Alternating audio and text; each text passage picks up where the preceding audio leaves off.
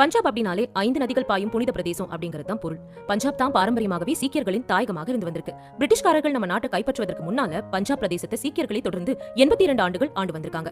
அப்படி இருந்த பஞ்சாப் மாநிலத்துல ஒரு நாள் பாட்டியாலாவில் இருந்த பஞ்சாபி பல்கலைக்கழகத்துல கடந்த 1979 ஆண்டு ஏப்ரல் மாதம் ஒரு மாநாடு நடைபெற்றுச்சு. தொடர்ந்து 3 மணி நேரம் நடந்த அந்த உரைகள் அந்த மாநாட்டில் கலந்து கொண்ட அனைவருக்கும் சலிப்பு கொடுத்துச்சு. ஒருங்கிணைப்பாளர் நன்றி உரைக்கு தயாராகிட்டு இருந்தாரு. அங்கிருந்த மக்களும் மதிய உணவுக்கான நேரம் வந்துருச்சு அப்படின்ற நம்பிக்கையில எழுந்து நின்னாங்க. அப்ப 2 நபர்கள் அரங்கத்தோட பின்னால இருந்து ஓடி வந்து மேடைக்கு தாவினாங்க.